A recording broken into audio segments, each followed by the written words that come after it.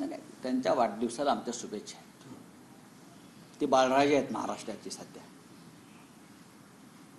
आणि बाळराजांचा वाढदिवस हा राज्यभरात साजरा झाला. बरं का, राज्यभरात साजरा झाला.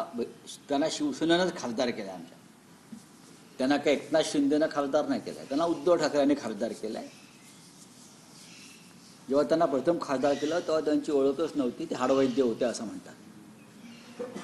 ते हाडवैद्य आहेत. मग त्या हाडवैद्याला आम्ही खासदार केलं उद्धवजींनी. तेव्हा ते कल्याण डोंबिवली भागामध्ये खासदार आहेत. पण बाळराजे असल्यामुळे आता सध्या मुख्यमंत्र्यांची त्यांचा राज्यभरामध्ये वाढदिवस साजरा केला. आमच्या त्यांना शुभेच्छा. पण या राज्यातली गुंडगिरी का वाढते आहे त्याचं तू छायाचित्र. गुंडगिरीला कोणाचा राजाश्रय आहे आपण पहा.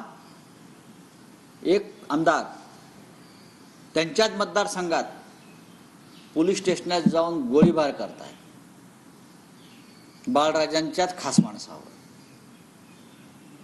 एका उपमुख्यमंत्र्याचे चिरंजीव पुण्यामध्ये कुख्यात गुंड्याच्या घरी जाऊन आशीर्वाद घेत आहेत. आपण पाहिला असेल. पुण्याच्या पालकमंत्र्यांचे उपमुख्यमंत्री चिरंजीव एका महान अशा गुंडांच्या दरबारात जाऊन त्यांना शुभेच्छा देत आहेत. विचारांचं आदान प्रदान झालं त्यांच्या. आणि काल बाळराजांच्या वाढदिवसाला तर गुंडांची फौजच होती असं मी पाहतोय. मी हे एकच छायाचित्र प्रसिद्ध केलं. अजून मी काही प्रसिद्ध करू आम्ही. पण हे जे महाशय आहेत हे कोण आहेत, त्यांची कर्तबगारी काय हे आधी पुणे पोलिसांनी जाहीर करावं. हे महात्मा जे भेटले आहेत, अभिष्टचिंतन त्यांच्याबरोबर अख्खी टोळी होती ते वर्षा बंगल्यावर, त्यांच्यावरती बाळराजांनी काय जबाबदारी दिली आहे भविष्यातल्या निवडणुकांसाठी, आपल्या विरोधकांचा काटा काढण्यासाठी. हे सगळे गुंड कोण गोळा करत आहे त्याच्यासाठी एका माजी पोलीस अधिकाऱ्याची नेमणूक केलेली आहे या गुंडांचं संघटन बनवण्यासाठी. हे तुम्हाला मी आत्ता सांगतो. हे मागेही बोललो आहे.